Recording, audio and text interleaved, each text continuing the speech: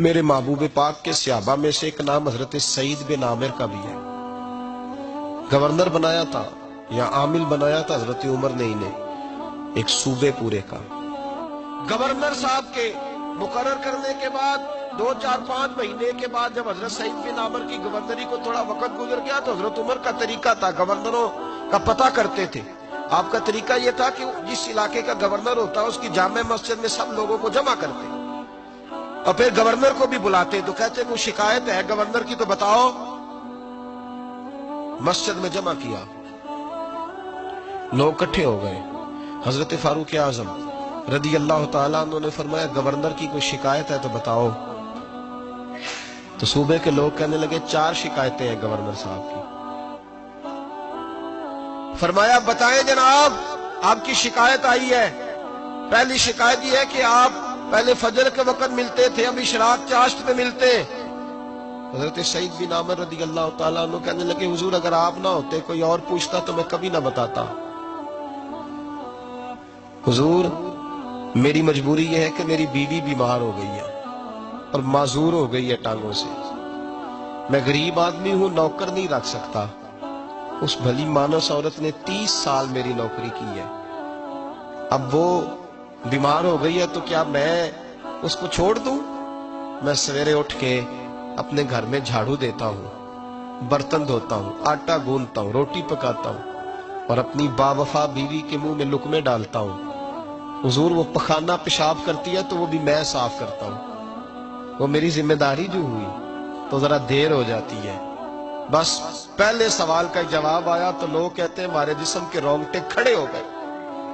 پھر کہا آپ کی دوسری شکایت یہ ہے کہ آپ ہفتے میں 1 دن ملتے نہیں. تو حضرت سعید بن عامر کہنے لگے حضور کاش یہ لوگ مجھے رسوا نہ کرتے، کاش سریعام نہ پوچھتے تو میرے اور میرے رب کا راز تھا، یہی بہتر تھا. فرمایا کہہ چکا ہوں نا غریب ہوں، جوڑا ایک ہی ہے میرے پاس.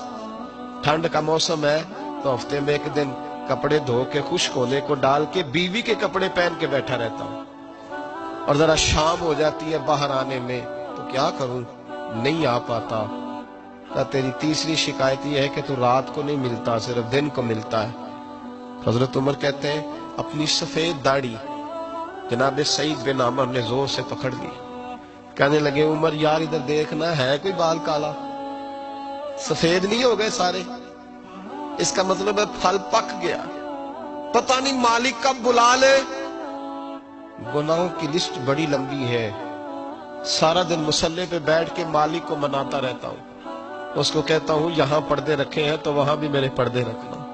میں ساری رات دن میں نے رکھا ہوا ہے مخلوق کے لیے، رات رب کے لیے رکھی ہے.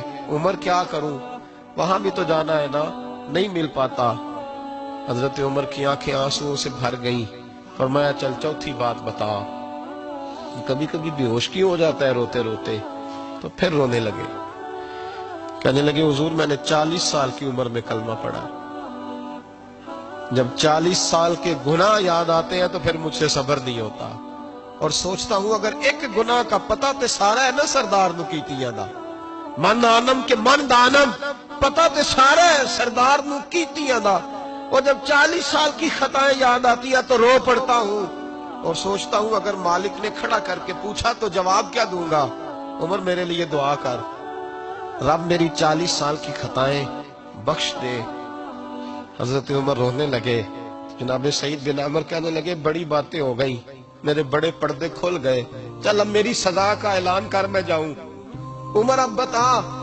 میں نے جواب دے دیا اب شکایات پر سزا کا اعلان کرنا میں جاؤں. تو حضرت عمر نے ہاتھ اٹھائے کہا اے اللہ مجھے اس طرح کے کچھ اور گورنر بھی عطا فرما.